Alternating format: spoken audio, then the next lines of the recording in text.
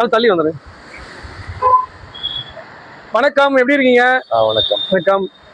விஜய் எப்படி இருக்காரு? நமது முதலமைச்சர் எதிர்பார்க்காத சந்தோஷத்துல இருக்காரு. எதிர்பார்க்காத சந்தோஷத்துல இருக்காரு. சரி, நமது முதலமைச்சர் விஜயோடைய வெற்றியை பத்தி என்ன நினைக்கிறீங்க? ஒரு 12 நாள் ஆயிடுச்சு. எந்த அளவுக்கு அவருடைய ஆட்சி இருக்கு? அவர் ஆட்சி இப்போ அவர் எப்படி சிறப்பா வந்தாரோ அதே மாதிரி ஆட்சியும் சிறப்பா போயிட்டு தான் இருக்கு. அவரு மக்கள் எதிர்பார்க்காதது, அவங்களுக்குள்ள இருக்காங்களே கட்சியில, அவங்களுக்கு எதிர்பார்க்காத பதவி எல்லாம் கொடுத்து மகிழ்ச்சியில ஆழ்ந்து போயிருக்காங்க. அடுத்தது இந்த லெவல் பண்ண முடியல. என்னன்னா, ஏற்கனவே முன்னே ஆட்சி நடந்த அந்த பொறுப்புல எல்லாம் எடுத்து கரெக்டா செய்ய முடியல. கொஞ்சம் நேரமாகும். அதனால திருன்னு முழிக்கிறாங்க வந்தவங்க. சட்டசபைக்கு 32 பேர் புதுசா உள்ள போயிருக்காங்க. அவங்களுடைய அணுகுமுறை, அவங்களுடைய வெற்றி எப்படி இருக்கும்? எல்லாமே நல்லா இருக்கு, எல்லாம் சிறப்பா இருக்கு. அதான் அவங்களால இப்போ அது ஈக்குவலா அந்த பழைய ஆட்சி நடத்துனாங்க இல்லையா, அந்த மாதிரி சிறப்பா அவங்களால பண்ண முடியல, பேலன்ஸ் பண்ணி பண்ண முடியல. ஏன்னா அது எல்லாமே புது ஆளுங்கள்ல, இனிமேல் கத்துக்கிட்டு அதை புரிஞ்சுக்கிட்டு பண்ணணும். இவங்க அதிகாரியோட பேச்சை கேட்டு பண்ணாங்கன்னா மறுபடியும் கொழுபடியா தான் ஆகும்.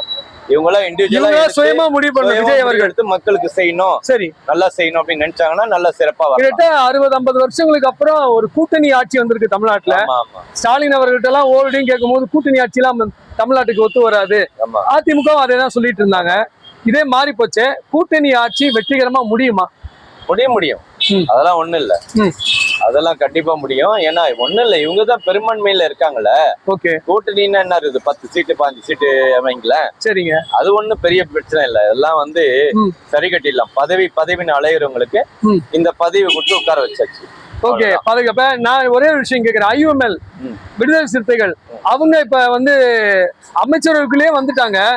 சோ இத பத்தி என்ன நினைக்கிறீங்க? அதுவும் DMK கூட்டணியில இருந்து ஸ்டாலின் சொன்னா என்ன வேணாலும் நான் பண்ணுவேன் அப்படின்னு சொன்ன IUML இப்ப அமைச்சரவையிலே வந்துட்டாங்க. உங்களுடைய கருத்து?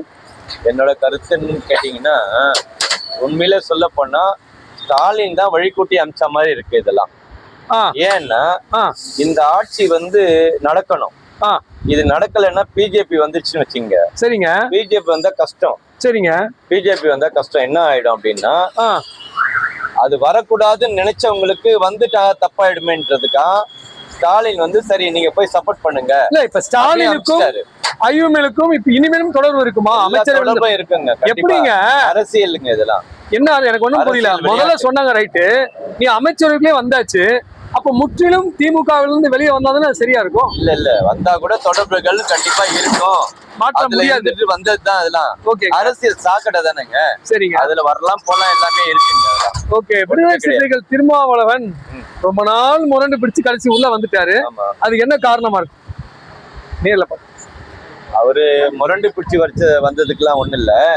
அவர் ஏற்கனவே எதிர்பார்த்தாரு இந்த பதவியில பங்கு, ஆட்சியில பங்குன்னு சொன்னதெல்லாம் கேட்டுதான் இருந்தாரு. அது பேசுனதெல்லாம் உண்மைதான்றீங்களா? சப்போர்ட்ல ரொம்ப நாள் நாங்க ஒண்ணுமே கேட்கலன்றாங்களே. இல்ல கேட்டாரு. அவரு போட்டு பாத்தீங்கன்னா தெரியும் உங்களுக்கு. விஜயே வரமாட்டான்னு தானே சொன்னாரு. சரி, ஓகே. வந்துட்டால விஜய் கூப்பிட்டு இப்ப கொடுக்குறாப்புல. சரிங்க, அதனால ஒண்ணும் பிரச்சனை இல்ல. ஆட்சி அமைக்கிட்ட எப்படி நடக்குதுன்னு பாக்கலாம். இப்ப விடுதலை சிறுத்தைகளும் நம்மளுடைய IUML வந்த பிறகு விஜய்க்கு ஒரு பெரிய ஒரு பிளஸ் தானே? கண்டிப்பா பிளஸ் தான், கண்டிப்பா பிளஸ். விஜய் இப்ப சிறப்பா அதை பண்ணி காட்டினாதான் மக்களுக்கு பிடிக்க ஆரம்பிக்கும். இல்லைன்னா விஜய மக்கள் வெறுத்துருவாங்க.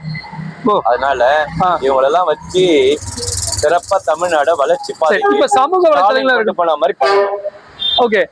ஸ்டாலின் அவர்களுடைய சில விஷயங்கள் பாத்தீங்கன்னா, நான் தொந்தரவு பண்ண மாட்டேன், 6 மாசம் விஜய் தொந்தரவு பண்ண மாட்டேன் அப்படின்னு ஒரு முதலமைச்சருக்கு ஒரு கெடு கொடுக்கலாமா? அது தப்பு இல்லையா? கொடுக்கலாம். எப்படிங்க அது? 5 வருஷத்துக்கு ஆட்சி கொடுத்துருக்கோம். நான் 6 மாசம் உங்களை எதுவுமே பண்ண மாட்டேன் அப்புறம் பண்ணுவேன்னு சொல்ல வராதா? இல்ல, அது கொடுக்கணும். ஏன்னா நீ உன் இஷ்டமா தன்னிச்சையா முடிய எடுக்கக்கூடாது. எங்களெல்லாம் கேட்டுதான் எடுக்கணும். நான் எதிர்கட்சி, நான் உன்னை இப்ப கம்முன்னு விடுவேன், நீ பேலன்ஸ் பண்ணி பாரு, முடியலன்னா நீ எதெல்லாம் தப்பு பண்ண நான் உன்னை எதிர்த்து கேட்பேன் அப்படின்றத சொல்றாரு. இல்லையே, அது 6 மாசம் ஒரு கெடு. 6 மாசம் தான். 6 மாசத்துல நீ என்ன பண்றேன்னு பாக்கலாம். உன்னால நடத்த முடியுதா இல்லையா, கைட் பண்றாங்களா யாராவது அப்படின்னு எல்லாத்தையும் டெஸ்ட் பண்றாரு அவரு. சரி, அது எல்லாமே நடக்கிறது தான். சரி, அதிமுகல இருந்து காமராஜன் ஒருத்தர் அந்த கவர்னர் வீட்டுக்கு போய் அப்புறம் அது ஒரு கதைலாம் நடந்தது. குதிரை பேரம் நடந்ததா? நடக்கல? நடந்திருக்கும். நடக்காம எதுவுமே இல்ல, எல்லாமே எல்லாம் ஒரு மாயை தானே. ஏற்கனவே நடக்காததுதான் இதெல்லாம். ஏடிஎம்கேல நடந்ததுல இது என்னது மகாபலிபுரத்துல ஒரு இடத்துல வச்சு கூவத்தூர் அதுல வச்சு சிறப்பா என்னென்ன வேலை எல்லாம் பண்ணுமோ பண்ணாங்க. எல்லாரும் செஞ்ச விஷயம் மாதிரி ஏடிஎம்கேலயும் பண்ணிருக்காங்க, டிஎம்கேலயும் பண்ணிருக்காங்க. ஆனா இப்ப விஜய் தான் பண்ணிட்டாருன்னு எல்லாரும் கத்துறாங்களே, என்ன காரணம்? எல்லாம் அப்படிதான் சொல்லுவாங்க. ஆமா, எல்லாமே அப்படிதான் பேசுவாங்க. எல்லாம் நடக்கிறது தான். இதுலயும் நடந்திருக்குது, குதிரை பேரம் நடந்திருக்குது. ஆஜி ஆறுதுன்னா அது இவர் என்ன இருக்காங்கல்ல, அவங்க மூலமா நடந்து ஆட்சியை காப்பாத்தணும்னு சிறப்பா நகர்த்தி கொண்டு போயிட்டாங்க. சரி, ஸ்டாலின் அவர்களுடைய தோல்வி எதிர்பாராத தோல்விதான்.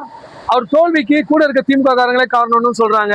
எது காரணம் நீங்க நினைக்கிறீங்க சார்? அவரோட தோல்விக்கு அவர் கூட இருந்தவங்க தான் தோல்விய காரணம். நீங்க அதான் சொல்றீங்க. செஞ்சதுக்கு கண்டிப்பா அவர் வந்திருக்கணும், வரல. மக்கள் பெரிய ஏமாற்றத்தை அவர் கொடுத்தாங்க. அவர் மனம் விட்டு அழற மாதிரி பண்ணாங்க. ஓகே, ஆனா அதுக்கு ஏத்த மாதிரி மக்கள் அழுவாங்க. என்ன இப்படி சொல்றீங்க? அழுவாங்க, ஓட்டு போடுங்க சொல்லலாம். இல்ல அழுவாங்க, வேதனைப்படுவாங்க. எப்படி இப்படி சொல்லலாம்? ஜனநாயகம் எங்களுக்கு ஒருத்தர் பிடிக்கலன்னா நாங்க ஓட்டு போடல, அவங்க அழுவாங்கன்னா எப்படி? அது இல்ல, ஜனநாயகனா கூட அவர் சிறப்பா பண்ணாரு. சரிங்க, நல்லா சிறப்பா பண்ணவரை நீ தோக்கடிச்சிட்டியே. இல்ல என்ன சொல்றாங்க, ஸ்விம்மிங் பூல் கட்டினாரு, பார்க்கு கட்டினாரு, அந்த மாதிரி விஷயங்கள் தான் பண்ணாரே தவிர ஒரு வேலை வாய்ப்போ எங்களுடைய வாழ்க்கை தரத்தையோ எதுவுமே உயர்த்தல. அது ஸ்விம்மிங் பூல் அதெல்லாம் கட்டி என்ன பிரயோஜனம்ன்ற மாதிரி தானே மக்கள் சொல்றாங்க. அதுதான் சார், அது டிஎம்கேல அப்படிதான் பண்ணுவாங்க. சலுகைகள் வரலன்றாங்களே. இல்ல அது என்னன்னா, டிஎம்கேல இந்த மாதிரி மாநகர சென்னை, அப்புறம் சிங்கார சென்னை இதுதான் பண்றாங்க. சரிங்க, பெரிய பெரிய ப்ராஜெக்ட் பண்ணது இல்ல அவங்க. சரிங்க, அதனால தோல்வி அடைஞ்சிட்டாங்களா? அவங்களுக்கு வாய்ப்பு கொடுக்கணும்ன்ற. அவங்களுக்கு 5 வருஷம் கொடுத்தீங்க, மறுபடியும் ஒரு 5 வருஷம் கொடுத்து பாருங்க. 20 வருஷமா அவர் அங்க எம்எல்ஏ இருக்காருங்க. இருந்தாருங்க, வந்து போயின்னுறாரு, வந்து போறாரு. அவருக்கு தொடர்ச்சியா ஒரு 10 வருஷம் 5 வருஷம் கொடுத்திருந்தாங்கன்னா, தொடர்ச்சியா 20 வருஷம் அவர் தான் எம்எல்ஏ இல்ல. அவருக்கு அதுதான் இப்ப குடுக்கலன்ற, இப்ப விரும்பினாரு. இதுக்கு முன்னாடி அவர் ஒண்ணுமே செய்யல. ஸ்டாலின் அவர்கள் விரும்புறது மக்கள் விரும்பலையே. இந்த 5 வருஷத்துல அவர் நல்லா பண்ணிருக்காரு, தமிழ்நாட்டை வளர்ச்சி பாதை கொண்டு போயிருக்காரு. அப்புறம் தோல்வி அடைஞ்சாரு, அப்புறம் தோல்வி அடைஞ்சாரு. அதுதான் கூட இவங்க கெடுத்து இருக்கிறாங்க. கூட எப்படி கூட சதி பண்ண கூட இருந்தாங்கன்னா திமுக காரங்களா? யாரு திமுக காரங்க தான் கூட இருந்து. அவரே சொல்லிட்டாரு, இந்த தோல்விக்கு இதுக்கெல்லாம் காரணம் நானே தான் அப்படின்னு சொல்லிட்டாரு. சரி, சேகர் பாபு அவருடைய ரோல் என்ன?